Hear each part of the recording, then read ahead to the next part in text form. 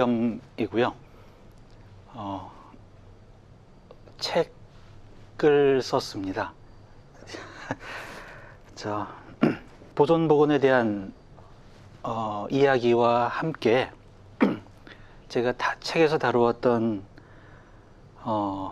시간이란 어떤 것이고 또 우리가 보존보건하는 것이 어떤 것인가에 대한 이야기를 마지막에 조금 해드리고요. 우선은 제가 복원했던 작품들의 상당수는 보여드릴 수가 없습니다. 그래서 오늘은 공개할 수 있는 것들로 또 말씀드릴 수 있을 것 같습니다. 우선 저는 복원을 하는 사람입니다. 복원을 하면서 제 직업으로 연구소를 운영을 하고, 저는 이게 국련대미술관 과천관에 있을 때 모습입니다. 여기 정우 씨가 이런 모습으로 저는 이제 생활을 하고 있고요. 이것은 2008년에 국련대미술관에서 주관을 해서 이순신 동상 복원했을 때 당시 모습입니다. 국련대미술관에 제가 2011년도, 2005년부터 2011년까지 6년간 근무를 했었고요. 이 청주관 설계하는 것까지 좀 관여를 하다가 이제 나왔습니다. 그리고 제가 2021년까지 건국대학교 효야보존학과에서 한 12년 정도 강의를 했었고요. 그때 저는 4과목 정도를 맡고 있었는데 주로 이제 기초화학하고 유기화학하고 재료학, 저는 대학에서는 화학 선생이었습니다. 저는 일본하고 영국에서 공부를 했습니다. 불행히도 그 당시 1990년대 말이죠. 그 당시에는 복원을 우리나라에서 공부할 곳이 없어서 어쩔 수 없이 일본으로 갔다가 영국으로 가게 되었습니다. 그런데 2025년 현재도 제가 지금부터 보여드릴 것도 지금 저기 옆에 보면은 보존실이나 있지 않습니까? 그래서 분석을 제외한 다른 분야는 우리나라에서 배울 곳이 아직도 없습니다. 이게 과천에 있을 때 국련대미술관 유아실 모습입니다. 국현을 2011년에 딱 그만두자마자 바로 연구소나 이제 대학 강의는 이미 이제 강사로 시작을 했었고요. 과천에 대안학교가 있었습니다. 무지개학교라고 중등학교인데, 제가 이제 국현에 근무할 때 대안학교에 미술교육, 예술 교육이 없다는 얘기를 그 전부터 듣고 있었거든요. 이유가 선생님이 안 계셔서요. 그래서 제가 국현 딱 그만두고 이튿날 이 대안학교에 제가 찾아가서 여기 학교 선생님께 저한테 1시간이나 2시간만 주시면 제가 자원교사로 아이들에게 미술을 가르치고 싶다고 해서 3년을 가르쳤습니다. 여기서. 그러니까 대학 나갈 때요. 그리고 저 연구소 할 때 그림도 그리고 이야기도 나누기도 하고, 1시간은 진격의 거인 이야기로 제가 1시간 동안 아이들과 이야기하기도 하고, 그런데 한 번은 이제 미술사라는 걸 하지 않을 수가 없었고요. 근데 14살 원숭이들에게 피카소, 고호, 고갱 이런 이야기가 재미가 있겠습니까? 그래서 제가 저희 집에 있던 전자피아노 한 대를 그냥 이 학교에 기증을 하면서 피아노를 갖다 놓고 제가 피아노를 치면서 미술 이야기를 시작을 했습니다. 그러니까 낭만주의 이야기를 하면서 낭만 음악을 치고, 바로크 하면서 바흐 음악을 치고 이런 식으로요. 로코코 하면서 모차르트나 베이토벤을 연주하고 이런 식으로 쇼를 했더니 학생들이 너무 좋아하더라고요. 그런데 그 강연이 좀 유명해져서요. 이렇게 대중 강연으로 지금도 하고 있습니다. 피아노가 있는 미술 이야기라는, 제가 피아노를 치면서 미술 이야기를 하는 건데요. 제가 지금 여러 선생님들께 보여드리는 모습하고 이때하고는 완전히 다른 사람이 됩니다. 이때는 혼자 모노드라마도 하고요, 노래도 하고요, 막 쇼를 하거든요. 왜냐하면 예술은 우선은 전하는 방법도 즐거워야 한다라는 믿음이 있어서요. 그리고 제가 또 방글라데시의 국립 박물관, 거의 미술관 박물관이 같이 합쳐져 있습니다. 우리나라에서 그 보존실을 꾸며주었습니다. 한국문화교류재단에서 몇억 원어치의 분석 장비도 지원하고, 제가 이제 보존실에서 근무하실 분들의 교육을 하기도 했었습니다. 이제 빨리 이야기를 해야 될 것 같습니다. 제가 이제 이 책 덕분에 선생님들을 오늘 뵙게 된 것 같습니다. 처음에는 좀 심각하게 좀 교재처럼 쓸 생각도 있었는데, 문학동네에서 그냥 에세이처럼 편하게 읽을 수 있도록 한번 해보자라고 기회 주셔서요. 그래서 정말 일기 쓰듯이 썼습니다. 재미있습니다. 한번 읽어보시면. 그럼 이제 바로 시작을 하겠습니다. 처음에 이 강연에 대해서 제안을 받았을 때 책과 굳이 관계없이 저에 대한 이야기를 부탁을 하셔서요. 제 책에 이제 화학에 대한 이야기가 나오기도 합니다. 조금 전에 말씀드렸던 것처럼 대학에서 화학을 가르치기도 했었고, 그리고 유학생활 중에 화학 공부를 정말 많이 했습니다. 그럴 수밖에 없는 것이 저희가 다루는 모든 대상인 유물, 작품은 모두 어떤 물질이며 재료이고요. 보존하는 입장에서 여러 해외 전문가들과 혹은 학회에서 어떠한 자료를 공유할 때 사용하는 것이 이제 언어 이외에 주로 화학입니다. 왜냐하면 복원하는 것이 모두 물질이기 때문에요. 그래서 여기 보면 안료들인데요. 잘 아시는 나백, 말라카이트, 그린, 아주라이트, 블루 이런 것들이 이제 여기 다 어떤 화합물이고요. 또 옛날 렘브란트 그림이 검게 변한다라는 것이 사용된 납백이 황화수소에 의해서 검게 변한다. 이렇게 왜 검게 변하는 것도 이렇게 한번 쓰면은 정확하게 알 수 있죠. 그리고 이렇게 써놓으면 황화납이니까 여기다 하이드로겐 페록사이드를 가하면 이것이 환원 반응으로 다시 하얀 납이 되겠구나라는 것도 알 수 있고요. 실제로 그렇게 검게 변한 걸 하얗게 다시 만들 수가 있습니다. 그런데도 그런 바로크 시대 전후에 납백으로 그려진 시커먼 그림들을 다시 하얗게 만들지 않는 이유는 지금의 그 인상들 때문이죠. 그래서 이제 시스틴 성당이 깨끗하게 복원된 것에 대해서 지금도 그것은 실패한 복원으로, 잘못된 복원의 예로 지금까지 알려져 있습니다. 너무 심하게 복원을 했고요. 제가 시스틴 성당 복원에 대한 이야기도 책에 담았습니다. 자세한 이야기는 그거 보시면 될 것 같고요. 유기물, 종이가 누르스름하게 변한다든가, 아니면은 이건 지금 찢어진 게 아니라 부서진 거죠.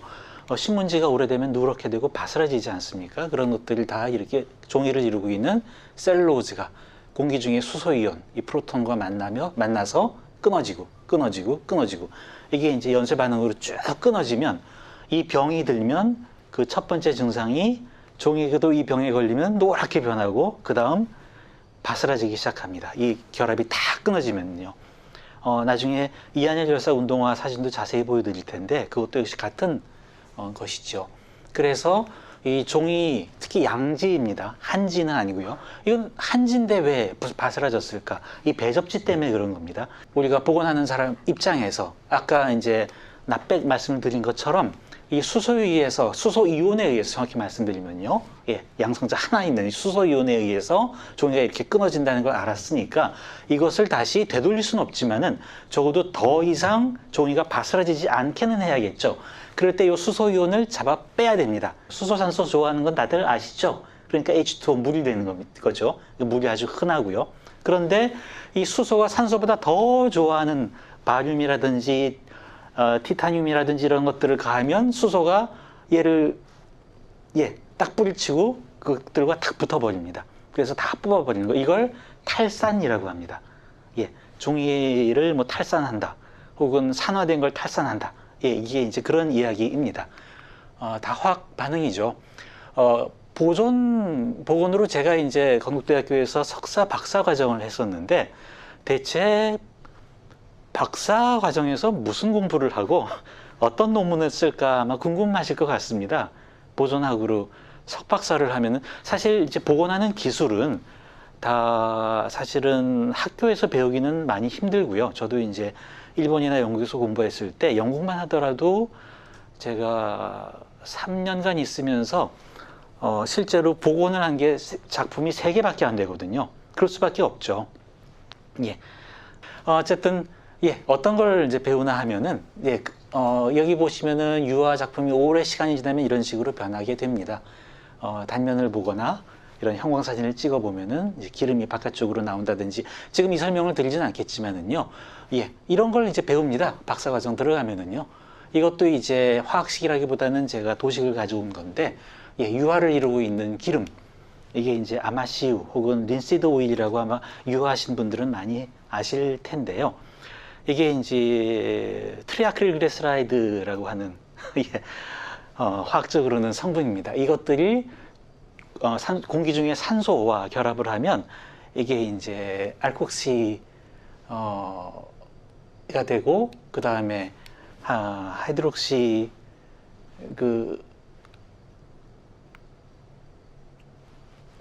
레디칼이 돼서요.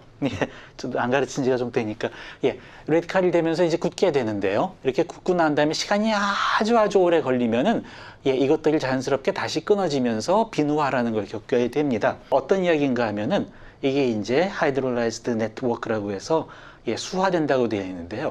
유화는 기름이니까 물과 반응하지 않지 않습니까? 이 도표가 뭘 보여주는가 하면은, 유화가 한 20-30년 지나면은 기름이 아니라 이게 물과 결합할 수 있는 형태로 변한다라는 걸 보여주는 도식입니다. 그래서 한 20-30년 정도 지난 유화는 절대로 물을 대면 안 됩니다. 습기에 노출돼서도 안 되고요. 흔히 이제 책 같은 데 보시면은 오래된 유화는 물에 조심해야 된다, 이렇게 한 문장으로 쓰여 있는데요. 이제 저희 같은 전공자, 그러니까 이걸 공부하고 연구하는 사람들은 그 한 문장을 이렇게 설명을 하는 거죠. 현대미술 작품은 만들어진 지 100년도 채 되지 않는데 뭐 이렇게 복원할 게 많고, 또 이렇게 큰 이런 기관에서 보존실을 운영할까 궁금해 하시는 분들도 계시거든요. 한 500년, 100년 된 이런 출토 유물들은 당연히 출토를 하면 부서져 있고 막 녹이 슬어 있고 하니까 저 복원을 해야겠구나라는 걸 심정적으로 느끼시겠지만은, 이제 그려진 지 20년, 30년도 안 된, 혹은 5년 전에 제작된 작품을 복원을 한다. 좀 의아하시죠? 물론 이제 사고로 부서진 작품들을 잔뜩 이제 보시게 될 텐데요. 이렇게 보시는 것처럼 잘 보관이 됐더라도 30년이 지나면은 이걸 복원을 해줘야 됩니다. 화학적으로 처리를 해줘야 합니다. 이제 그것도 보여드리겠습니다. 그래서 예를 들어서 뭐 우리가 에폭시 접착제라고 들어보셨습니까? 이게 에폭시 접착제입니다. 이게 이제 주재, 경화제. 이게 디아민이 들어있으니까, 아민이 들어있으면은 이게 비린내가 나거든요. 그래서 에폭시 2개 중에 하나는 냄새가 그냥 미심식한데, 하나는 냄새가 아주 심한데요. 그게 이겁니다. 이 아민기를 가지고 있기 때문에 그런 거거든요. 이 NH2를 가지고 있으면 다 그렇게 심한 냄새가 나고, 심한 냄새가 난다는 건 몸에 안 좋은 거겠죠. 근데 이제 결합이 되면 이제 그건 사라지긴 하지만은요. 어쨌든 이렇게 결합이 되면서 단단하게 굳게 되는데요. 이런 것들에 대해서 이 보존 일을 하는 사람들은 모두 정확하게 이해를 하고 있어야 앞으로 100년, 200년 제가 복원한 것이 제가 죽고 나서도 그 다음 다시 또 복원이 될 텐데, 이런 것들이 계속해서 이어지기 위해서는 철저하게 과학적으로 또 객관적으로 검증된 방식으로 복원을 해야 되고요. 또 그 지식이 꼭 필요하다고 할 수 있겠습니다. 사실 이제 이한열 열사 운동화를 복원하면서 제가 아까 그 시간을 복원하는 남자라는 책을 쓰게 된 거였고요. 이런 상태였습니다. 이 운동화, 열사 운동화가 86년에 이제 돌아가시고, 그 연세대학교 앞에서 이제 돌아가셨죠. 그때 이제 주위 학생들이 이한열 열사를 이렇게 팔다리를 잡고 세브란스 병원으로 달려갈 때 그때 이제 동료 여학생 한 분이 떨어진 운동화가 이제 벗겨져 있으니까 잡고 같이 뛰어가서 이게 남았습니다. 한 켤레는 아마 그냥 버려졌을 겁니다. 그리고 피 묻은 상의도 이제 이한열 기념관에 가시면은 보실 수 있고요. 근데 이제 운동화 같은 경우에는 왜 이렇게 됐나 하면은요, 돌아가신 그 순간과는 관계없이 그때는 뭐 그냥 신던 운동화였지만은 이게 이한열 열사 운동화에서 전시되기 전에 약 10년간 이 옥상에 있는 창고에 보관이 됐답니다. 근데 그게 이제 굉장히 뜨거운 환경이었거든요. 그래서 그 열 때문에 이게 이제 굉장히 산화가 빨리 된 겁니다. 예, 열을 가하면 모든 화학 반응은 이제 굉장히 가속이 되거든요. 뭐 아렐리우스 법칙이라고 하는, 이것을 이루고 있는 유기물이 모두 다 분자 단위로 끊어지고 있기 때문에 여기 있는 이 덩어리들이 이렇게 손으로 잡으면 잡히는 덩어리가 아니라 여기 마치 꼭 이렇게 눌러놓은 젖은 모래 같은 상태입니다. 그러니까 손으로 잡으면 우수수 부서지는 겁니다. 이 하나하나가. 우선은 이게 다 바스라지기 때문에 우선은 적어도 잡을 수 있게 만들어야 되기 때문에 파라로이드 B72를 가지고 하나하나 다 굳힌 다음에 그 다음 붙여나가기 시작했습니다. 하나하나 이걸 다 제짝을 찾아서 붙이고 국려대미소에서 분석을 했습니다. IR 가지고 분석을 했고요. 분석할 결과로 이제 이것이 폴리에스터 우레탄이라는 걸 알게 됐고요. 이게 이제 분석한 결과 그래프인데 이게 이한열 열사 운동화의 그래프고요. 이것이 이제 샘플 그래프들입니다. 폴리에스터 우레탄을 만드는 제일 큰 회사 두 개입니다. 골드리치하고 바이에르, 아마 들어보셨죠? 하고 두 군데서 나온 이 그래프가 굉장히 두 개가 비슷한데 약간 다르죠. 하고 이제 이 그래프 모양을 비교를 해서 이게 폴리에스터 우레탄인 걸 알게 되는 겁니다. 그 다음 이제 이것에 관련된 여러 가지 자료들을 찾고, 그 다음 폴리에스터 우레탄까지는 아니지만은 우레탄으로 된 과거의 마르셀 듀샹의 촌슈 현현문 표지에 이것이 우레탄, 그 당시에 우레탄으로 제작된 작품이 다 바스라졌죠. 이것을 이제 굳힌 기록이 있습니다. 그래서 이제 그것도 확인을 했고요. 그 다음 해외에서 이런 신발의 뒷굽을 복원한 예들, 이런 것들을 다 사례 조사를 한 후에 그 다음 이제 복원을 하게 됐고요. 그 다음 제일 중요한 것이 왜 분석을 하는가입니다. 뒷굽을 다 붙일 때 접착제를 써서 굳히지 않겠습니까?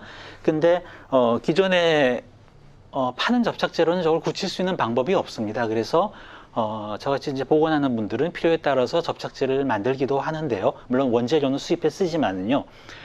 파라로이드 B72라고 하는 인류가 만든 그러니까 접착 성분이 있는 아크릴릭 성분의 수지, 그러니까 플라스틱 중에서 가장 안정적이라고, 그래서 복원할 때 가장 많이 쓰이는 재료 중에 하나입니다. 이제 그것은 수입해 오면 알갱이처럼 나오거든요. 근데 얘를 접착제로 쓰려면 녹였어야 되지 않습니까? 녹이면 찐득찐득한 접착제가 됩니다. 그런데 이 파라로이드 B72는 케톤기가 이제 이게 솔벤트인데, 케톤 중에 제일 유명한 게 아세톤입니다. 아세톤 아시죠? 그 아세톤이 이제 디에틸 케톤이라는 원래 이름을 가지고 있고, 아세톤은 조금 대중화된 이름이고요. 어쨌든 톤으로 끝나죠. 톤. 거기에 푸어라고 되어 있으니까요. 근데 이제 아까 파라로이드 B72라는 그 딱딱한 접착제를 아세톤에 주로 녹여 쓰거든요. 아세톤에 주로 녹여서 끈적끈적하게 만들어서 씁니다. 그런데 제가 이런 분석을 안 하고 이런 자료를 없이 그래 파라로이드 B72는 아세톤에 녹여 쓰지라고 제가 아세톤에 녹여서 그걸 이한열 열사 운동화 뒤에다가 뿌리면 어떻게 되겠습니까? 굳히는 게 아니라 파라로이드 B72 접착제를 녹였던 아세톤이 이 이한열 열사를 운동화를 이루고 있는 폴리에스터 우레탄도 같이 녹이는 겁니다. 그건 복원이 아니라 그야말로 재앙이 닥치는 거죠. 그래서 그러니까 아세톤을 쓰지 않고 저는 이제 그 벤젠을 썼거든요. 또 복원가로서 한 가지가 이제 실기 능력이죠. 복원가는 어떤 것들을 복원할 때 예를 들어서 유화 작품의 3분의 1가량이 없어졌으면 그것도 그려내야 하고요. 조각 작품의 팔이 떨어졌으면 꼭 만들어 넣어야 되는 것은 아니지만 그것을 연구하시는 분들, 학예사 분들, 또 미술사가 분들 이런 분들과 회의를 거쳐서 저것을 없어진 팔을 복원해야 되겠다라고 하면 그것을 만들어 넣는 사람도 복원가입니다. 그래서 복원 전공을 하게 되면 이 실습을 하게 되거든요. 선생님들 혹시 유럽의 테이트 갤러리나 모마 같은 데서 이렇게 화판 가지고 명화 앞에서 그림 그리는 사람 보신 적 있으세요? 해외에 나가시면은 큰 미술관에 테이트 갤러리 가면은 꼭 한두 분이 계세요. 이렇게 그 렘브란트 그림 앞에 이렇게 화판을 해놓고 그걸 그리고 계세요. 똑같이 그리고 있습니다. 그분들이 이 보존 전공하시는 분들이에요. 이제 학교와 이제 테이트 갤러리와 이제 그 다 이야기가 됐고, 그래서 실제로 실물을 보면서 그것을 똑같이 그리는 기법 연구를 하는 게 제일 정확하니까요. 사진 보고 하는 것보다. 예. 어쨌든 이 서울시립미술에서 권진규 전을 하는데, 권진규 선생님의 그 기법하고 이 칠기 기법하고요. 예, 건칠 기법이라고 하죠. 그 다음 테라코타하고 이 두 가지를 어떻게 만드는가를 보통은 기법에 대해서 이렇게 판넬로 설명하지 않습니까? 그런데 이제 이것을 기획한 분 선생님이 이제 저한테 혹시 실제로 이것이 쭉 만들어지는 과정을 이렇게 작게 만들어서 보여줄 수 있는 전시를 할 수 있겠는가라고 저한테 오셔서, 마침 제가 일본에서는 이 목조하고 건치를 배웠거든요, 일본. 근데 마침 또 권진규 선생님께서 건치를 배운 게 일본이세요. 그래서 이제 제가 이걸 하게 된 거였습니다. 그래서 이렇게 전시를 했었습니다. 예. 제가 이제 점토 가지고 이 사진 보면서, 예, 사진 보면서, 예, 만든 겁니다. 이렇게. 딱 2분의 1 사이즈로 만들었습니다. 예, 그 다음, 예, 이 산화철 Fe2O3를 뿌린 다음에 구우면 이렇게 되죠. 이거는 이제 건치를 만들기 전에, 그 권윤경 선생님의 작품들 중에서 이게, 어떤 특정한 것을 똑같이 만들기보다는 권진규 선생님 풍스럽게 하나를 만든 겁니다. 그리고 작게 만들었습니다. 사이즈도. 이것을 한 이유가요. 제가 본래 사이즈로 비슷하게 만들어 놓으면 이게 나중에 그 위작으로 돌 수가 있습니다. 실제로 그런 예가 있습니다. 예. 그래서 아예 처음부터 차단하기 위해서 크기도 작고, 그리고 권진규 풍스러운데 권진규 선생님답지 않게, 예, 그렇게 이제 만들었습니다. 그 다음에 이게 건칠입니다. 건칠 기법으로 떼어내서, 예, 이렇게 만들었습니다. 이게 이제 권진규 선생님 작품, 제가 만든 거, 이게 권진규 선생님의 건칠 기법, 이게 제가 비슷하게 재현한 거. 예. 예, 복원가는 이런 일을 합니다. 유화 작품이 시간이 오래 지나면은 그 결합이 끊어지면서 또 햇빛에 좋지 못한 환경에 보존이 되면 이렇게 심하게 유화가 아주 병을 앓게 됩니다. 이게 이제 제가 복원했던 과정입니다. 예, 이렇게 복원했었던 경우가 있습니다. 예, 제가 작업하는 모습을 그냥 이미지로 보여드리겠습니다. 이런 이제 여러 가지 재료들을 이용을 해서 복원을 합니다. 이 작품은 전시 사흘 전이었죠? 이틀 전이에요? 사흘 전이었나요? 예. 전시할 때 보통 이렇게 큰 저 위에 있는 유리를 가리기 위해서 전동으로 된 그 크레인차 이렇게 그걸 이렇게 몰고 다니면서 비기 올라가면서 큰 작품을 걸기도 하고, 또 한 5, 6m 되는 천장에 있는 조명을 바꾸기도 하고 하거든요. 근데 이 조명을 설치하시는 분이 실수로 그 차를 잘못 몰아서 그 전기차가 작품을 여기서부터 여기까지 약 30cm 정도를 쫙 찍고 지나간 겁니다. 그래서, 예, 이게 한국 작가 선생님 거였는데요. 여기 관장님께서 한 오후 4시쯤 전화가 와서, 예, 알겠습니다. 지금 달려가겠습니다. 그래서 바로 이제 이렇게 복원이 됐고, 작가 선생님도 뭐 괜찮네요 해서 잘 전시가 됐습니다. 미술 작품은 이런 식으로 마치 전쟁터에서 막 붕대를 감아주고 다시 전쟁터에 나갈 수밖에 없는 것처럼 이렇게 급박하게 복원이 이루어지기도 합니다. 근데 문화재는 절대로 이렇게 하지 않습니다. 근데 미술작품이 이렇게 하는 이유가요. 이 미술작품이 존재하는 이유 때문입니다. 미술작품이라는 것은 어떤 것일까요? 작품으로서 순전히 감상되고 미술시장에서 거래가 되기도 하는 대상이죠. 미술작품은 온전한 형태로 미적인 감상을 주는 것이 작품의 존재 이유입니다. 찢어져 있거나 부서져 있거나 그런 것은 작품으로서의 역할을 하지 못하기 때문에 그 기능을, 그 가치를 잃어버린 것이겠죠. 그래서 미술작품은 이런 식으로 전시 직전에 아주 급박하게 복원이 되기도 합니다. 하지만 문화재 같은 경우 이렇게 복원하지 않는 이유는 문화재는 부서져 있거나 이것이 땅속에서 오랫동안 부식됐거나 했던 것들이 그 200년, 300년간에 그것이 변화한 모든 것들을 가지고 있는 이 스토리로서 한 이야기이고요. 그 재질이 가지고 있는 것이 그 자료이기 때문에 문화재는 손쉽게 이렇게 복원하지는 않습니다. 긴 시간을 두고 철저히 분석하고 미술사적으로, 역사적으로 여러 가지 것들을 다 취한 후에 그 다음 예를 들어서 백자, 매병 이런 것들은 국립중앙박물관 가시면은요 깨져 있는 채로 전시된 곳도 있고요. 이 아가리 부분이라고 하죠, 실제로. 그 부분이 깨졌는데 감쪽같이 복원해서 놔둔 것도 있고요. 그것은 깨진 것은 깨진 것으로서의 우리들이 그 역사적 기록을 보려는 것이고, 감쪽같이 복원하는 것은 그 매병의 아름다운 미적인 것을 온전히 감상할 수 있게끔 하기 위해서 감쪽같이 복원을 한 것이고요.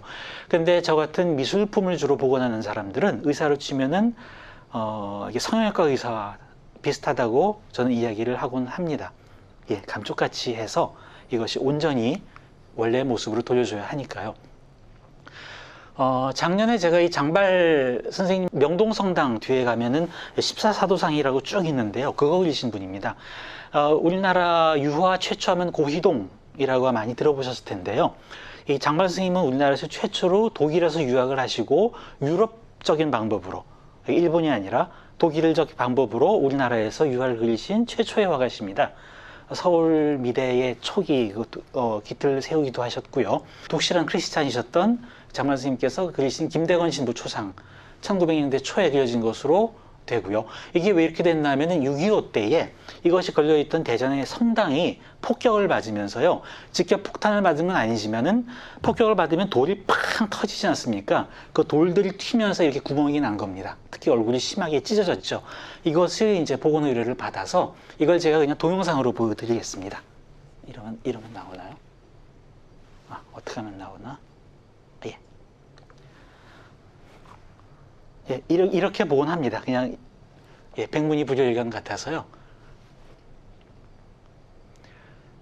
클리닝 아주 묵은 때들을 지금 제거하는 모습이고요.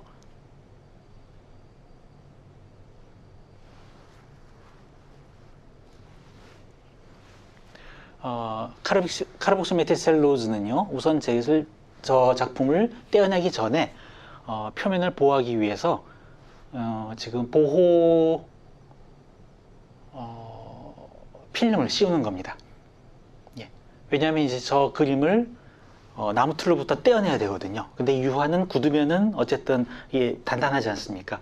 그래서 펄럭펄럭 했다가는 물감층이 다 부스러지거든요. 그래서 저렇게 먼저 표면을 보호하는 페이싱이라고 하는데요. 이걸 합니다. 문제는 잘 붙어 있다가 나중에 복원이 끝나면 깨끗하게 떼어낼 수 있어야겠죠. 붙이는 것만큼이나 떼어내는 것도 쉬워야 되는 재료를 쓰게 됩니다. 이제 떼어냈습니다. 그 다음에 이제 후면, 그 나무 틀에 가려서 안 보여져 있던 부분들을 이제 다 클리닝을 하고, 그 다음 구멍난 부분들을 메우기 위한 지금 천들을 해서 끝을 다 다듬어내죠. 안 그러면은 이렇게 층이 질 테니까요. 그래서 저런 식으로 붙여야 나중에 붙이고 난 다음에 손으로 이렇게 하면은 부드럽게 싹 가겠죠. 저렇게 솜숭이처럼 해서 붙입니다. 그래서 사실 몇백 군데가 될 겁니다. 저것만 한 2~5달 정도 하게 됩니다. 그 다음 예, 이제 후반부를 보여드리겠습니다. 이 동영상을 보여드리는 것이요. 유아복음 가운데에서 어찌 보면은 교과서에 나오는 1부터 10까지 다 들어있는 작업이라 그냥 이 동영상 하나 보시면은 유아는 저런 식으로 복원이 되는구나. 예, 지금 이제 뒤쪽에 천이 워낙 약해져 있기 때문에 저 천을 이제 단단하게 고정하기 주기 위한 배접 작업을 하는 겁니다. 접착제를 묻히고 그 다음 이제 진공으로 쫙 빨아서 꽉 눌러주고 있는 겁니다. 그 다음에 이제 막 천이 우글우글하게 울어있기 때문에 저기 이제 더치 스트레이닝이라고 하는데요. 네덜란드에서 개발한 쫙 잡아당기는 겁니다. 잡아당겨 편 다음에 이제 새로운 액자에 먼저 침대볼을 놓고 루즈라인이라고 하는데요. 그 위에 이제 작품을 올려놓은 다음에 이제 묶게 되죠. 예.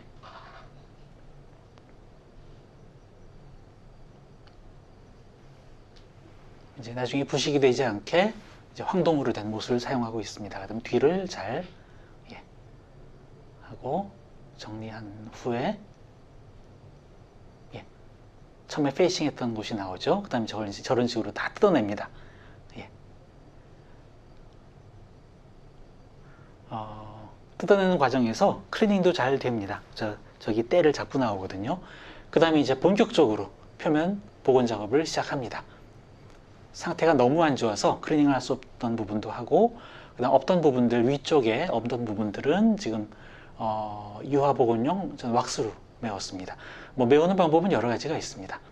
면을 만든 후에 그 다음 리터치 바니쉬로 본래 색을 찾은 다음에 거기다 맞춰서 이제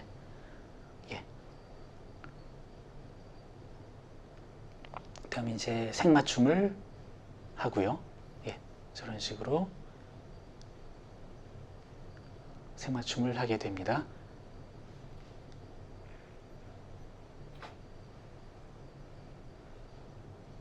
그래서 지금 이제 마지막 바니쉬를 바르고 있습니다. 끝난 겁니다. 그 다음에 이제 후면에 고정을 해서 이렇게 됩니다. 이게 이제 유화는 보통 이런 식으로 작업이 됩니다. 이 중에서 몇몇 것들이 이제 생략되기도 하는데, 이건 이제 이성 선생님 작품인데요. 왔을 때 이런 식으로 굉장히 많은 부분이 떨어졌습니다. 이게 다른 그림 위에 그리시는 바람에 이게 다른 안료랑 잘 접착력이 좋지 않아서 막 다 떨어졌죠. 이것이 이제 국립현대미술관에서 이 전시 이성자 100주년 기념전을 하는데, 이 작품이 이성 선생님이 초기에 야수파에서 60년대 초상으로 가시는 그 중간 단계로 굉장히 의미 있는 작품이다라고 원래 모습으로 복원을 하자라고 해서 제가 지금 복원하는 모습입니다. 지금 없어진 부분들을 다 메웠죠. 재밌는 게 이제 이렇게 다 복원을 하고 나면은 팔레트가 남거든요. 복원할 때 사용했던. 근데 이 팔레트를 보면은 팔레트 위에 이성 선생님 작품 색깔이 다 얹혀져 있습니다. 제가 이 팔레트를 안 버리고요. 여기 있는 팔레트를 가지고 비슷하게 하나를 더 그리면 뭐가 될까요? 그게 위작이 됩니다. 그래서 해외 영화 같은 데 보시면은 이런 미술 작품 뭐 위작이라든지 이런 거 나올 때 꼭 복원가가 나옵니다. 왜냐하면 위작을 만들 수 있는 직업군 가운데서 누가 제일 가까울까? 전문 위작군이 아니라면요. 그래서 이제 복원가가 나오죠. 우리나라에도 복원가가 나오는 영화가 있었던 거 혹시 아십니까? 인사동 스캔들이라는 영화가 있습니다. 아마 잘 모르실 텐데요. 꼭 한번 돌아가셔서요. 보시기 바랍니다. 이렇게 복원이 됐습니다. 많이 아까 보시면 거의 이만큼 떨어져, 이 정도, 저도 지금 뭐 잘난 척 하는 게 아니라 어디를 복원했는지도 잘 모르겠는데, 막 이만큼씩 떨어져 있는 것들인데 제가 그려놓은 것이죠. 주위와 이게 이제 복원되기 떨어지기 전의 모습이 없습니다. 그러니까 근처와 어울리게 크게 조형적으로 무리가 없게 이렇게 복원을 하게 되죠. 그래서 이것이 꼭 올바른 복원이다 말씀드릴 수는 없겠지만 이런 식으로 복원이 되기도 합니다. 조각을 좀 말씀드리겠습니다. 조각들은 야외에 있으면 다 이렇게 우리나라뿐만 아니라 해외도 전부 보시면은 사람들 올라가고 올라타고 여기 잘 안 보이는데 빨간색으로 락커 뿌리고 통째로 분홍색으로 칠하고 영국에 가시면은 이 트라팔가 광장에 사자 위에 항상 사람들 올라가 있죠. 예. 근데 이게 올라가도 되는 거 아닙니다. 제일 높은 데는 이렇게 비둘기가 있고요. 그래서 야외에 있는 이런 공공작품들을 어떻게 잘 관리하는가에 대한 문제는 굉장히 문제가 되고 있고요. 그리고 처음부터 야외에 두었을 때 관리가 쉽고 복원하기 좀 용이한 재료와 기법으로 이런 야외 조형물을 만드는 것도 중요하다고 볼 수 있겠습니다. 그래서 이제 야외에 지저분해지거나 했을 때 맨 처음 떠오르는 것이 그냥 페인트로 칠하는 거죠. 그래서 우리나라에 있는 대부분의 야외 조각들은 이렇게 페인트를 다 칠해놨는데, 페인트라는 것이 아시겠지만은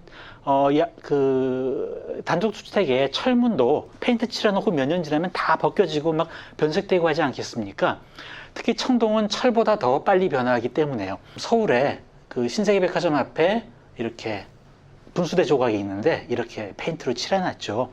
근데 왜 하필 분수 조각에는 이렇게 초록색도 아니고 이런 시푸르둥둥한 걸 발라놓을까요? 아마도 해외에 이런 분수를 보고 분수 조각은 푸른색이 예쁘구나 라고 해서 이걸 보고 와서 그냥 초록색에 흰색 섞어서 칠하는 걸 겁니다. 근데 원래는 이게 아름답죠. 표면만 보셨을 때 이게 훨씬 더 고급지고 예술적이고 아름다워 보이시죠? 예, 이것만 봤을 땐 모릅니다. 근데 일단 이걸 한번 체험하면 이거는 어이구 못 봐주겠네 이렇게 되는 거죠. 이게 문화입니다. 문화는 한번 좋은 걸 경험하면 다시 후퇴하기가 힘듭니다. 무엇인가 좋은 것들, 세련된 것들, 문화적으로 더 높은 것들에 대한 한번 경험을 하고 나면 다시 절대로 돌아올 수 없습니다. 이것이 문화의 힘, 예술의 힘일 것입니다. 그럼 이것은 어떻게 만드는가? 파티네이션이라고 해서 제가 지금 하고 있는 건데요. 약품을 섞어서 열을 가해서 청동에 여러 가지 약품을 가하면 이런 식으로 이게 이제 푸른 이거 그 출토 유물처럼 제가 만든 겁니다. 청동으로 뜬 데에다가 여기 보면 초록색, 노란색, 뭐 이런 갈색이 있는데 일체 안료는 하나도 쓰지 않고 약품만으로 뭐 질산철, 질산고리, 황화칼륨이라든지 암모니움 이런 것들을 써서 만들어낸 겁니다. 이게 파티네이션입니다. 그래서 어떤 약품을 쓰는가에 따라서 이런 황동물도 만들고 이런 것도 만들고 이런 거지요. 근데 이제 서울 그 세종도 한가운데 그 세종대왕 동상이 있는데 이제 그건 이제 금색으로 칠해 놓은 거죠. 예. 그래서 이제 어쨌든 이순신 동상이 계속해서 국방색으로 몇십 년간 1968년 이후로 계속해서 국방색을 칠해 왔었는데 이제 이거 색 분석을 한 거고요. 이게 이제 이것이 이제 청동 분석을 해서 이게 어떠한 청동인가를 분석을 한 거고 이게 이제 표면에 그 안료를 분석을 한 거고요. 그래서 어떤 색이구나라는 걸 알았고요. 왜 이런 누르스름한 색이 되나 하면은 물감이 여러 가지 그 안료 가루지 않습니까? 물감이라고 하는 것들은 색을 가지고 있는 작은 가루들인데요. 그게 녹에서 긁어낸 것도 있고요. 말라카이트 그린 같은 것은 이제 청동 녹에서 긁어낸 거죠. 아주라이트 블루도 마찬가지고요. 그 외에 뭐 알리자린 같은 이런 그 곤충이나 식물에서 뽑아낸 염료계도 있고 여러 가지 안료들이 있습니다. 근데 그 가운데에서 주로 유기 안료들, 또 합성 안료들은 태양빛 같은 곳에 먼저 다 산화돼서 없어지고요. 맨 마지막에 무엇이 남을까요? 제일 안정된 거. 흙이 남습니다. 예를 들어서 갈색 안료들이 있죠. 뭐 시에나라든지 오커라든지 그림 그리신 분들은 그 갈색 나는 것들 있죠. 이것들이 다 정말 흙입니다. 땅 표면 나오는 것들입니다. 중앙아시아 어디서 다 나오거든요. 그래서 맨 마지막에 흙이 남아서 이런 누르스름한 것들이 마지막에 남게 되는 겁니다.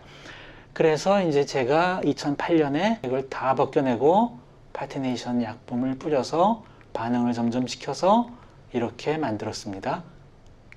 그리고 이게 막 작업이 끝난 거고요. 정말 혼자 했습니다. 왜냐하면 이 파티네이션 기술을 가진 사람이 저밖에 없어서요. 물론 왁스 칠할 때는 여러 학생들이 와서 열심히 닦았는데 이거 정말 혼자 했습니다. 위에 올라서서 보면 아까 사진 보시면 아시겠지만은 장군님 얼굴이 이만하거든요. 이만하고요. 작업하고 나서 제가 왼손잡이인데 왼손을 못 쓰게 됐죠. 관절을 너무 써서. 그래서 지금도 이거는 낫지 않는 병이라니까요. 그냥 직업병처럼 가지고 있습니다. 2008년에 있고 2010년에 제가 찍은 사진입니다. 멋있죠? 파티네이션, 이 청동에다 색을 내는 것을 제가 보존학교에서는 학기 중간중간에 현장 실습이라는 걸 꼭 이수를 해야 되는데요. 그 중에 하나를 제가 영국의 그 유럽에서 가장 큰 그 주물 공장에 가서 이거를 배워봤습니다. 그 과정도 이제 제가 책에 쓰긴 썼었는데요. 그걸 꼭 배워야겠다고 생각했던 것이 제가 한국에서 로댕 작품을 보면서 너무너무 표면이 아름다운 겁니다. 그래서 왜 우리나라 작가는 이런 아름다운 작품, 표면을 못 만들어내지? 우리나라에서 유일하게 과거에 아름다운 표면의 청동을 만드시는 분이 최종태 선생님이신데요. 예, 그 파티니션을 모두 이탈리아에서 보내서 해가지고 오세요. 예, 그러니까 그렇게 표면이 아름다운 거였습니다. 그래서 한국에도 이걸 좀 하는 사람이 있어야 되지 않을까 해서 제가 이제 이걸 배워왔던 겁니다. 목조도 이렇게 복원을 하고요. 이것은 국립현대미술관에 있던 석고, 그러니까 청동 뜨기 전에 석고인데요. 이게 이제 다리에 균열이 가서 지금 이게 내시경으로 보는 거죠. 그래서 봤더니 이렇게 골다공증이 심한 상태였고, 그 다음 엑스레이를 찍어 보니까 다리가 이렇게 비어 있었고, 그래서 이제 절개를 해서 여기 청동봉 받고, 사람 다리 부러지면 쇠 박는 거랑 비슷하죠. 황동봉을 탁 받고, 그 다음 강화석고를 넣어서 꽉꽉 채워서 다시 복원을 한 겁니다. 이거는 이제 카밀레온 도장인데, 이것은 노루 페인트. 노루 페인트에 이제 이것을, 이 동일한 걸 구하기가 힘들어서 노루 페인트 연구소하고 제가 이제 이것을 해서 이거 접니다. 제가 이제 뿌려서 복원을 한 예입니다. 카밀레온 페인트, 보는 거에 따라 색깔이 달라지는 것 있죠. 이거는 레베카 혼의 드로잉 머신이라는, 이게 이제 물감을 있으면 얘가 탕탕 하면서 물감을 이게 퍼뜨리는 것인데, 어떤 곳에서 이게 이렇게 방치된 채로 녹이 쓸어서 죽어가고 있었습니다. 놀라운 게, 어느 지방의 어느 지역에 있는 곳이 건데요. 레베카 혼이 그 당시에 와서 이것을 실현을 했습니다. 그리고 나서 잊혀진 겁니다. 그런데 그 지역 학예사분께서 이거 레베카 혼 작품 아니야? 이렇게 된 겁니다. 이게 여기 왜 있지? 하고 조사를 해보니 레베카 혼이 직접 우리나라에 와서 이걸 실현했던 기록이 있는 겁니다. 그리고 나서 모두에게 잊혀져 있었습니다. 그래서 이것을 복원을 해달라. 그런데 다시 작동을 하게 해달라. 이렇게 온 겁니다. 그래서 이거는 작동을 해야 되기 때문에 이런 작동 장치부터 해서 이런 스프링은 뭐 이미 사용할 수가 없고요. 다 교체를 할 수밖에 없었고요. 용접도 제가 하고요. 그래서 이렇게 작동을 하게. 일단 물감을 담아 놓으면 저 붓이 찍었다가 탕 하고 다시 이렇게 물감을 적셔서 탕 하고 하는 거죠. 그래서 어쨌든 이게 어느 모 지방 시립미술관의 소장품이 되었습니다. 레베카 혼 작품이요. 한 푼도 안 드리고요. 복원비가 들었네요, 저한테.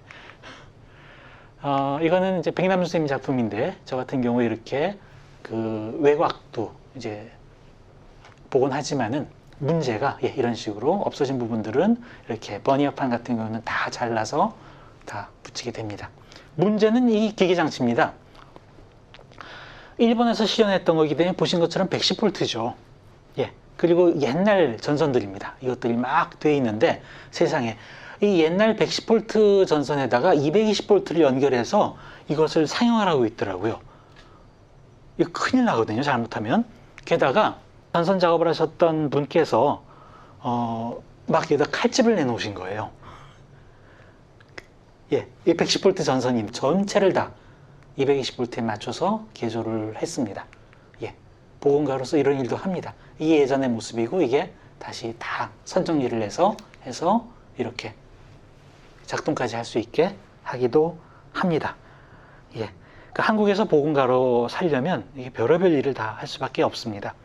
다 각각의 테크니션들이 있으면 이상적이지만은요, 아까 말씀드린 것처럼 우리나라는 보건학교도 없고, 그리고 저같이 집도의라고 할 수 있겠죠. 직접 작품에 칼을 댈 수 있는 그런 분이 한 5분 정도밖에 안 계십니다. 게다가 이런 그 입체물까지 하는 분이 안타깝게도 아직 저밖에 없습니다.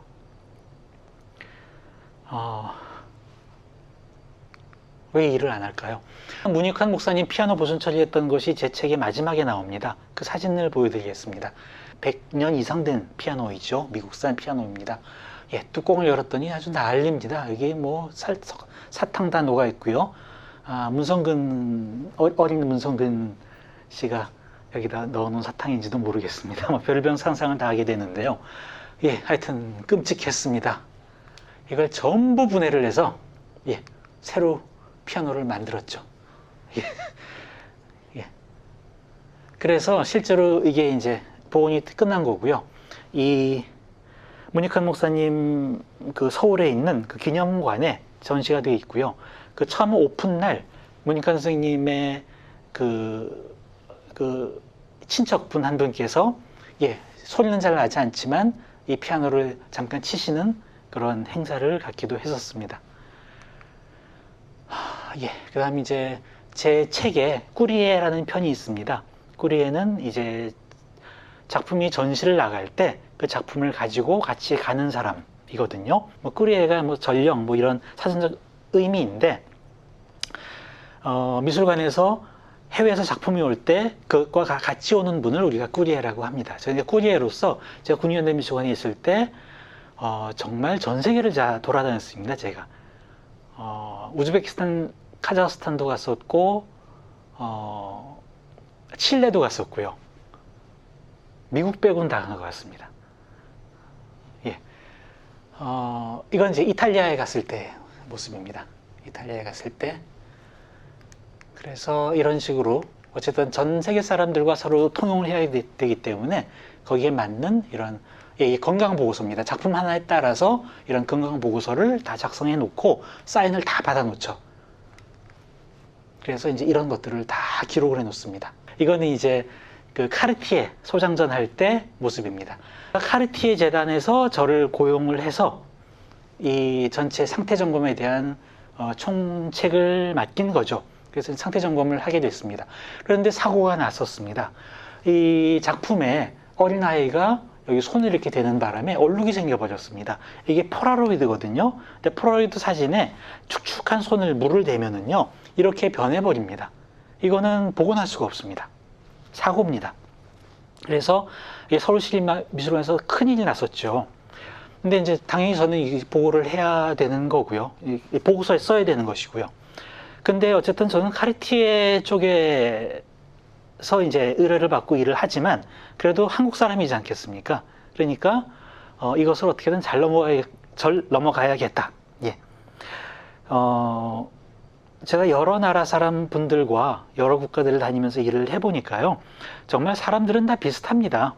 무엇을 얻으려면 줘야 되고요. 그리고 마음을 통하면 통하고요. 제가 거기 프랑스에서 온 꾸리에하고의 작은 에피소드를 제 책에 하나 쓴 게 있는데요. 꾸리에 편에 보면은요. 예, 그 에피소드도 재미있는 예였고요. 그래서 어떻게 했느냐. 이 작품 같은 경우에, 예, 이렇게 사진, 흑백 사진인데 쫙 긁힌 겁니다. 근데 이게 한국에서 긁힌 건지, 이전에 상해에서 긁힌 건지 정확치가 않은 겁니다. 이게 너무나 근데 눈에 딱 보였거든요. 그래서 이거를 제가 복원을 해줬습니다. 근데 이런 흑백 사진에 물감으로 이렇게 색을 내면은요, 이게 반사 때문에 조명만 조금 바꾸면 그 티가 확 납니다. 그래서 절대로 물감을 쓰면 안 됩니다. 이런 흑백 사진을 복원할 때는 제가 여기다가 각종 목탄부터 시작해서 연필 B6, B5, B2 다 갈아가지고 예, 그걸로 이 안을 채워 넣어서 흔히 말해서 감쪽같이 복원을 했죠. 이건 조명을 비춰도 안 보입니다. 그 다음에 이제 이것은 그 전 전시에서 얘가 찢어져 왔거든요. 근데 이것도 제가 그냥 복원해 줬습니다. 그리고 이것도 찢어졌는데 제가 그냥 복원해 줬습니다. 휴지인데요. 데이비드 린치 작품이죠. 휴지인데 찢어졌습니다. 이게 냅킨에 그린 그림이거든요. 근데 이렇게 찢어졌는데 얘를 이렇게 겹쳐 붙이면 이렇게 층이 지겠죠. 그래서 제가 한국화 복원할 때 쓰는 그 풀 가지고 그 한지에서 실을 하나하나 뽑아가지고 얘를 이런 식으로 엮어서 복원을 했습니다. 실을 가지고 이렇게 엮어가지고 이것도 그냥 해줬습니다. 이걸 위한 특별한 포장지도 그냥 만들어줬습니다. 다 서비스로 해주고 나서 그 사진에 대해서 아유, 이거 이런 일이 생겼네요. 어린아이가 참 안타깝게 이런 일이 생겼네요. 근데 아유, 이런 건 뭐 해외에서도 생길 수 있는 거 아니겠습니까? 복원이 안 되지만 잘 눈에 안 띄는데 예, 라고 그제서 얘기한 겁니다. 제가 아까 그 사진을요. 그러니까 이 카르티에 재단 아까 그 이탈리아 그 분이 아유, 뭐 괜찮습니다 해서 아무 일 없이 잘 넘어갔습니다. 그런 일이 있었습니다. 사실 해외와 이런 전시를 할 때 어떻게 이것들을 잘 현명하게 잘 넘어가는가. 사고는 어디든지 생기고요. 생기지 않을 수가 없습니다. 미술품이 제일 손상 많이 드는 게 운송 중이거든요. 이건 알래스카츠전 일대입니다. 실제로 거기서 이런 큰 작품들은 말아서 오거든요. 그래서 이런 묶는 것도 하고 또 실제로 떨어진 건데 또 알래스카츠 재단에서는 알래스카츠의 그 테크니션이 왔습니다. 그 알래스카츠의 조수인 거죠. 그 조수가 왔습니다. 그래서 조수가 저한테 이거 그냥 여기서 복원 좀 해달라고 해서 제가 현장에서 해주고 있습니다. 예, 이런 거 하나 해주면 앞으로 예를 들어서 조금 약간의 뭐 긁힘 같은 게 생기더라도 그냥 잘 넘어갈 수 있는 거죠. 예, 이거는 영국에서 복원을 해온 건데 테이트에서 이렇게 자외선을 보면 복원한 자리가 다 이제 보이게 됩니다. 해외 작품이라고 해서 뭐 말끔하고 그런 거 아닙니다. 데이비드 호크니전 할 때 상태 점검하는 모습입니다. 5군데서 왔기 때문에 이 상태 점검지가 5개가 있습니다. 일주일 동안 했었는데요. 너무너무 힘들어서 정말로 링겔 맞고 있습니다. 이때. 이거는 호황미로전. 올해는 제가 5월 달에 샤갈전을 또 이거 상태 점검을 하러 가게 됩니다. 상태 점검을 어마어마하게 잘 해놔야 됩니다. 그러니까 해외에서 온 구리에보다 제가 더 잘 해놔야 됩니다. 그래야 앞으로 문제가 생겼을 때 문제가 없습니다. 제가 못 보고 넘어간 게 나중에 꾸리에가 전시 끝나고 난 다음에 이거 뭐예요? 이거 못 봤는데? 그럼 뭐죠? 전시 중에 일어났다는 얘기가 아니겠습니까? 예, 그러니까 우리나라 쪽에서 상태 점검하는 입장에서는 해외에서 작품이 왔을 때 해외보다 더 꼼꼼하게 아주 유난스럽게 해놔야 문제가 생기지 않습니다. 이 과정을 제대로 거치지 않고 나서 생긴 여러 가지 에피소드들도 있습니다. 자, 이제 보존 복원의 대상. 지금까지는 제가 복원한 걸 말씀을 드렸고요. 이제 제 책에서 다루고 있는 사실 제가 시간을 복원하는 남자에서 정말 이야기하고자 했던 것을 지금부터 말씀을 짧게 드리겠습니다. 우리가 보존 복원을 보면은요, 이게 전 세계에서 이거 직접 제가 다 찍은 사진들입니다. 이건 제가 거기 우즈베키스탄 갔을 때 사마르칸트 갔을 때 찍은 사진이고요. 거기가 우리나라보다 경제 수준은 낮고요. 보시는 것처럼 비계도 아직도 나무 비계, 우리나라도 60년대까지는 이런 나무 비계를 했죠. 예, 비계 아시죠? 공사할 때 밖에 치는 거. 여기는 아직까지도 이 나무로 칩니다. 그런데도 불구하고 이 사람들이 이러한 그 당 사마르칸트 유적지를 보존하는데 이분들이 정말 즐겁게 이 벽돌들 혹은 모자이크 조각들을 이렇게 등짐을 지고 이 높은 곳에 올라가서 하나하나 붙이고 계시더라고요. 여기 이탈리아 두오모 성당 복원하는 모습이고요. 이건 일본의 그 길상사 키츠조지라고 하죠. 거기 동경에 거기 앞에 있는 인왕입니다. 이제 그거 복원하는데 제가 일본에 있을 때 저희 연구소에 있었을 때 후배들 어쨌든 일본에서도 이러고 있고요. 이탈리아 로마에 가면 이렇게 전시가 되어 있습니다. 여기 보면 이렇게 떨어진 곳을 이렇게 복원해 놨죠. 여기는 새 곳이다라고 해서 색 맞춤하지 않고 이렇게 놔뒀습니다. 그 이유는 이것이 오리지널이라는 것을 알려주기 위해서 또 얘가 깨졌다는 걸 알려주기 위해서 그 자국을 그대로 내놓은 겁니다. 왜냐하면 오리지널리티가 중요하니까요. 이런 역사적 유물은요. 하지만 만약 제 수업에서 학생이 이렇게 제출했으면 아마 B를 줬을 것 같습니다. 우리가 손기술은 참 좋습니다. 한국 사람들이. 어쨌든 문제는요. 자, 전 세계에서 이런 문화재나 유물이나 이런 것들을 왜 이렇게 복원하고 있을까요? 네? 원래 모습이 궁금해서. 예, 이제 그 말씀을 드리려고 합니다. 좀 더 근원적인 이야기를 드리려고 합니다. 다 품이 들고 돈이 들지 않습니까? 남대문도 불타고 나서 금방 어쨌든 복원을 했죠. 많은 돈이 들였습니다. 나중에 그 말씀을 드리려고 하는데요. 문화유산, 유물예술작품, 물질의 보호노트의 가치와 의미를 복원한다. 일단 이것을 말씀드리겠습니다. 가치와 의미, 이것에 대해서 제가 조금 말씀을 같이 나눠보려고 합니다. 우선 가치부터 제가 좀 말씀드릴까 합니다. 보존복원하려면 가치가 떨어지는가? 많은 분들이요, 요즘은 많이 줄어들었는데요. 제가 지금 이 일을 한 30년 가까이 하고 있는데 20년 전까지만 하더라도 다 떨어진 작품인데 복원하면 안 돼요, 이런 분들이 많으셨어요. 왜냐하면 복원하면 가치 떨어진다고. 그런데 그건 크게 오해를 하신 거죠.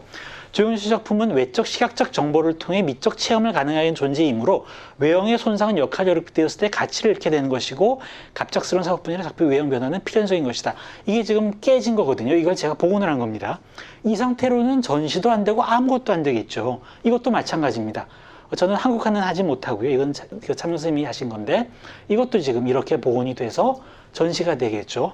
우리가 감상 가능한 형태가 되지 않겠습니까? 이것도 이것보다는 이게 훨씬 더 아름답고요. 그래서 복원을 하면 오히려 가치가 올라가게 됩니다. 제 책에 이제 피카소 작품이 복원을 하고 나서 가격이 엄청나게 더 뛰는 그 사례를 하나 쓴 게 있긴 한데요. 왜냐하면 작품은 하나밖에 없으니까요. 그것을 대체할 게 없거든요. 이 근원적인 질문부터 한번 제가 드려보겠습니다. 가치가 뭘까요? 가치는 인간의 마음을 움직이는 힘입니다. 한마디로. 이것은 가치 있는 거야. 그럼 눈이 한 번 더 가죠. 자, 제가 재미있는 실험을 한번 해보겠습니다. 이 볼펜은 다이소에서 1,000원이면 살 수 있습니다. 끄떡끄떡 하시죠? 사실은요, 이거는 15만원짜리 펜입니다. 어떤 생각이 드세요? 왜 15만원일까? 아마도 저 표면이 티타늄으로 되어 있고 안에 있는 파카에서 수입한 절대로 이게 떡이지 않은 어떤 그런 볼펜 심으로 되어 있는 아주 한정판 에디션. 뭐로 하냐? 15만 원 정도 하겠네? 끄떡끄떡. 아닙니다. 사실 이거는요, 이거 150만 원이에요.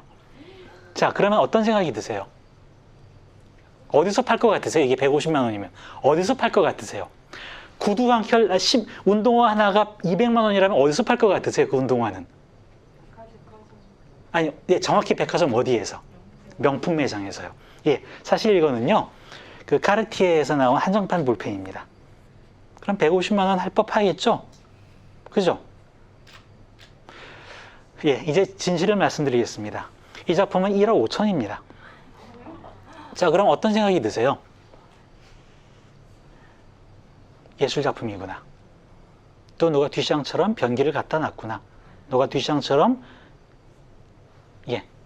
1,000원짜리 볼펜을 갤러리에 갖다 놨고 그것이 이 평론가들에 의해서 극찬을 받았구나. 그러면 1억 5천 할 만하지. 작가가 누구야? 이렇게 나오죠. 별로 이상하지 않으시죠? 제가 했던 얘기는 모두 꾸며낸 픽션입니다. 사실 저는 이 볼펜 이미지도 어디서 가져왔는지 모르겠습니다. 그냥 구글링해서 찾아낸 겁니다.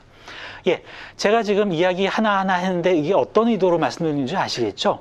사람은요, 이것이 가치가 있다 하는 순간에 그것이 처음엔 기능으로, 그 다음 명품으로, 그 다음 예술작품으로 자연스럽게 넘어갑니다. 그럼 이제 한번 따져보겠습니다. 일단 명품이 뭘까요? 명품의 정의를 아십니까? 어떤 것이 명품이 될까요? 명품에 대한 일반적인 정의입니다. 모두 알고 있지만 모두 가질 수 없는 것이 명품이 됩니다. 그게 비싸거나 희귀하거나 어떻든지 간에요. 주로 비싸면 못 갖죠. 주로 비싸면은요.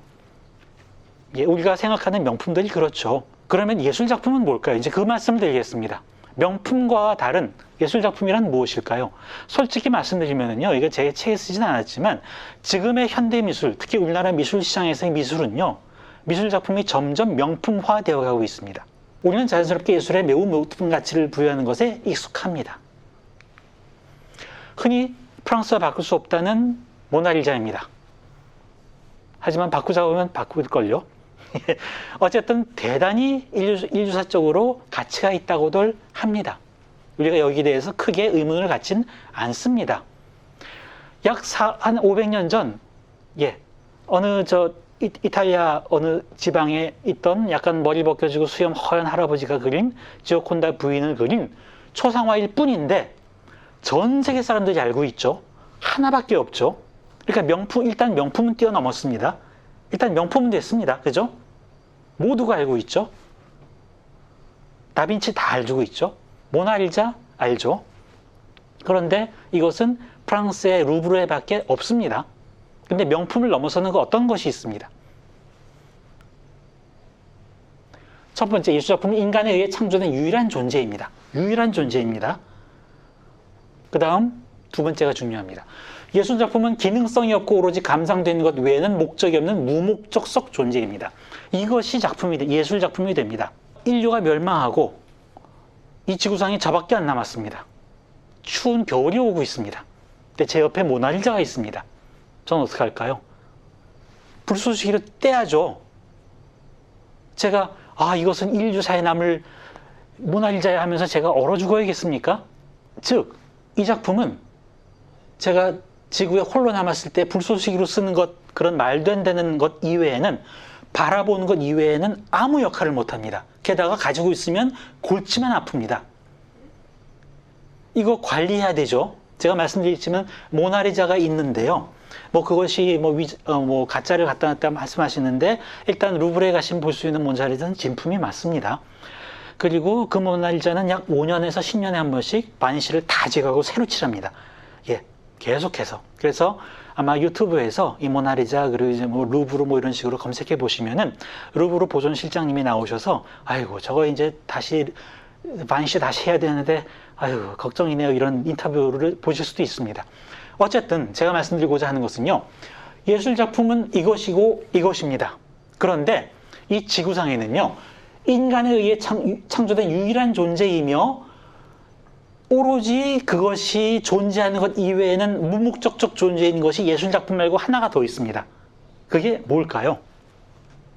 인간에 창조됐고 그 존재 이외에 다른 목적은 가지지 않는 그 어떤 것, 유일한 그것, 바로 인간입니다.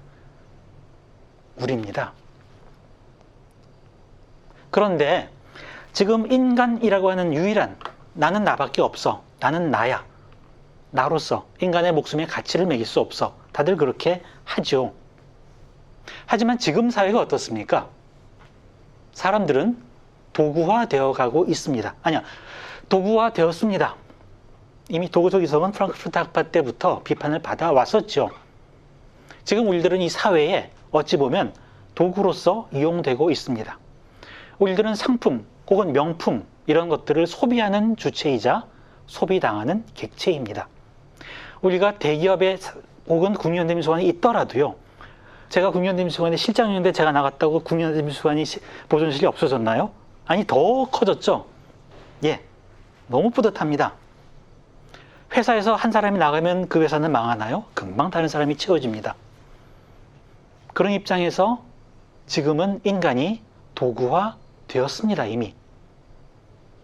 그러니까 인간을 담고 있는 예술작품도 역시 도구화되는 것은 이게 어찌 보면 현대 사회의 자연스러운 흐름이 아닐까 생각을 합니다. 아까 잠깐 말씀드렸죠. 현대미술은 명품화되어 가고 있다고요. 대량으로 생산되고 가격이 매겨지고 미술 시장에서 얼마나 높은 가격을 받는가가 그 작품의 가치를 지워지는 것처럼 보입니다.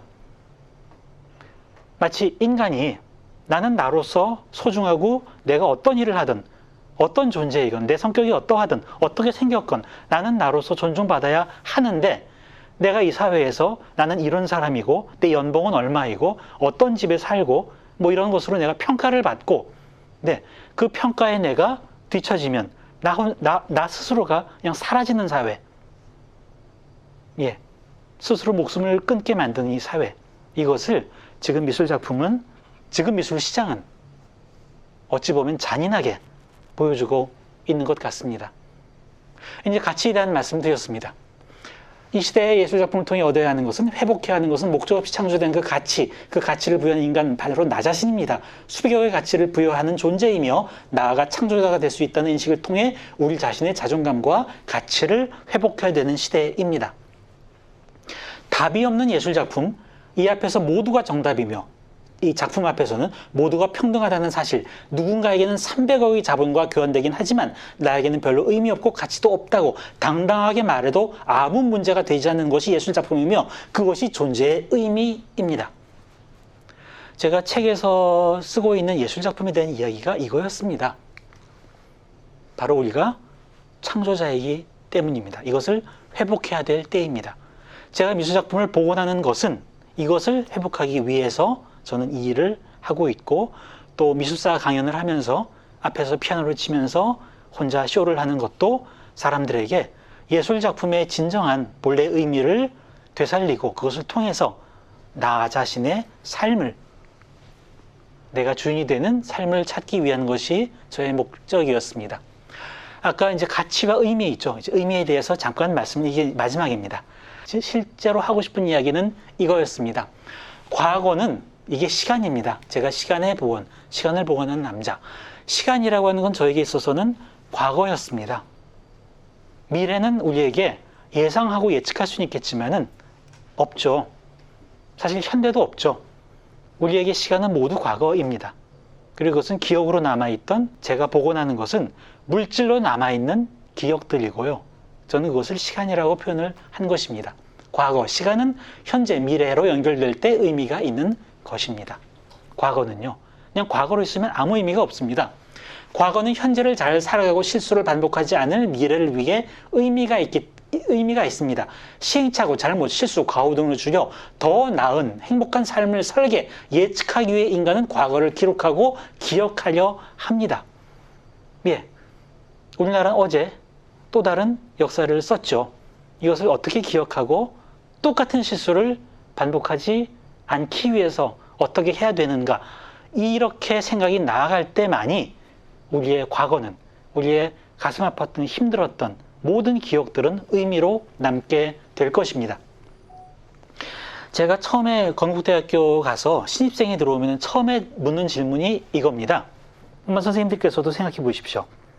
자, 선생님들께서 복원을 전공하기 위해서 이제 대학원에 들어오셨다고 한번 상상을 해 보십시오. 제가 이렇게 묻습니다.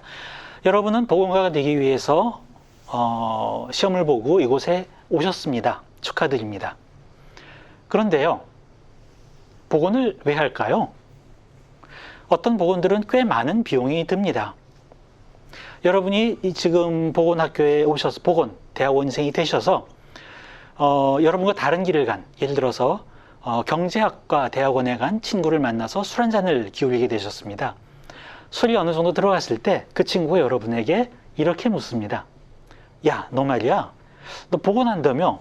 야, 저번에 남대문 복원할 때 뭐 300억 정도 들었지? 예, 마침 그것도 300억이네요. 야, 근데 우리나라가 지금 300억 들여서 남대문 같은 거 복원할 때냐?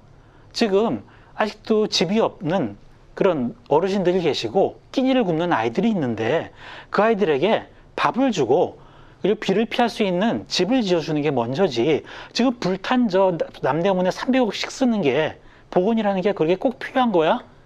물론 필요하겠지. 박물관 같은 데 넣을 것도 있어야 되니까 역사 중요하다는 거 인정해. 하지만 지금 우리나라가 저것을 몇백억씩 들여서 저 남대문을 복원해야 되는 게 맞아? 그럼 여러분 어떻게 거기에 대해서 그럼에도 불구하고 복원해야 돼, 300억은 들여야 돼 라고 그 친구를 설득할 수 있겠습니까? 제가 지금 학생들한테 질문한 겁니다. 여러분이 그것을 설득하지 못하면 앞으로 이 공부를 하고 복음가로서 여러분이 당당하게 자신 있게 공부하고 살아갈 수 있을까요? 라고 묻습니다. 제가 이 질문을 한 8년 정도 했거든요. 초기에는 하지 않았고요. 근데 어떤 형태로든지 간에 이것에 답을 한 분이 한 분도 안 계셨어요. 답을 한 학생이. 꼭 정답을 두고 저는 질문을 하진 않거든요. 제가 이제 그 질문에 대해서 학생들에게 이렇게 이야기를 해줬습니다. 나라면 이렇게 얘기해 줬을 것 같아요. 그 친구한테, 그래, 네 말이 맞아. 음식을 굶고 있는 학생이 있고, 비를 피하지 못하는 어르신이 계시다면 그분들 챙겨드려야지. 근데 만약 내 앞에 너무너무 가난해서 이틀째 밥을 못 먹고 있는 아이가 있다면 난 그 아이에게 밥 한 끼를 사줄 거야. 그리고 식당에 앉아서 그 아이가 밥을 먹고 나서 나는 그 아이한테 이렇게 이야기를 해줄 것 같아. 지금 많이 배고프고 많이 힘들지. 하지만 아저씨가 계속해서 밥을 살 수는 없을 거고, 아저씨는 보건이라는 일을 하는 사람이야. 아야, 네가 지금 배를 곪고 많이 힘들겠지만, 지금 아저씨나 네가 커서 앞으로 우리가 이루어야 할 사회는 배를 굽는 아이들이 생기지 않도록, 더 비맞는 어르신들이 생기지 않도록 하는 사회를 만들어가는 거겠지. 우리는 그런 것들을 모두 과거에서 배운단다. 우리는 과거라고 하는 것을 통해서 지금 현실이 어떤지를 알고 앞으로 어떻게 해야 우리가 좀 더 번영되고 어려운 사람들이 없게 돕는 여러 가지 방법들을 예측하고 세우게 되는 거야. 아저씨는 그 가운데에서 물질로 된 과거의 기억들을 잘 보존해서 남기는 일을 하고 있어. 아저씨가 너에게 매일 밥을 사주진 못하겠지만 열심히 아저씨 일을 해서 과거의 기억들을 정확히 남겨서 네가 이전에 우리 조상들이 아니면 이전에 우리 사람들이 어떤 삶을 살았었고 어떤 실수를 했고 어떻게 어려웠는지를 잘 기억하고 그것을 통해서 앞으로 우리 후손이 같은 어려움을 겪지 않도록 하는데 같이 힘을 써보자 라고 얘기할 거라고요. 교육은 사는 법을 배우는 것, 삶, 생명의 지속, 문명, 유지, 번영을 통해 삶을 살아내는 방법을 배우는 것입니다. 교육이란 과거를 배우고 익히는 것입니다. 우리가 수학을 배우지만 수학 사고요. 국어를 배우지만 국어 사고요. 역사는 물론 역사고요. 물리도 물리사를 배웁니다. 모두 역사입니다. 모두 과거의 자료들입니다. 우리나라 교육은 파시스트를 만든다. 아마 들어본 분도 계실 겁니다. 즉 등수만 매기고요. 모든 교육은 문제를 풀기 위해서 외우는 대상이다. 이렇게 되어버렸죠. 사실 우리가 배우는 그 모든 것들은 과거의 기록이고요. 그리고 그 모든 과거의 기록은 기억뿐만 아니라 저희 같은 사람들이 복원하고 잘 보존해 둔 그런 물질들이 그 모든 기억들을 담고 있는 것입니다. 제가 복원하는 시간은 바로 과거이며 기록입니다. 역사, 기억, 유물, 문화, 예술의 가치를 낮게 보는 사회는 삶, 지속, 계획, 행복, 번영을 부정하는 사회입니다. 선진국이 우리나라보다 문화예술에 좀 더 많은 예산을 쏟고 예술가들이 우리나라보다 좀 더 좋은 대우를 받는 것은 그들이 잘 살아서 남는 돈이 있어서 문화예술 정책을 세우고 문화예술에 많은 투자를 하는 것이 아닙니다. 어찌 보면 문화예술에 많은 투자를 하고 그것들이 인류에게, 인간 한 사람 한 사람에게 어떤 가치를 가지는 것인가에 대해서 먼저 깨달은 문명이, 국가가 앞서 나가고 있는 것일지도 모르겠습니다. 이게 마지막입니다. 복원은 이것이고요. 마지막만 제가 읽어보겠습니다. 유물과 함께 산다는 것은 역사 속에 살고 있다는 경험을 가능하게 해준다. 제 책에 있는 글입니다. 마치 부모님을 모시고 살아야 노인 문제, 노후 복지의 중요성을 체감하고 곧 나의 문제이기도 하다는 것을 느끼게 해주는 것과 같다. 유물의 가치는 그 가치를 유지 관리하는 행위를 전제로 한다. 유물에게 아무것도 해주지 않는 것은 마치 어른을 모시며 목욕조차 시키지 않는 것과 같다 라고 제가 책에 써 놓았습니다. 감사합니다. 제가 강연할 때마다 항상 제 메일을 이렇게 적어 놓습니다. 그래서 보존에 대한 것이든 어떤 것이든 저와 소통을 하고 싶으시면 메일을 보내주십시오. 저는 정말 답을 합니다. 강연 다니면서 가르쳐 주시면은 특히 작가 선생님은 메일을 많이 보내주시거든요. 그러시면은 저는 다 답을 드립니다. 그래서 그리고 저희 연구소가 서울에 그 경복궁역 바로 옆에 있거든요. 그래서 저희 연구소도 항상 개방돼 있으니까요. 여기 개방형 보존실 여기 청주처럼 그래서 서울 나들이 오실 때 메일 주시고요. 놀러 오셔도 좋습니다.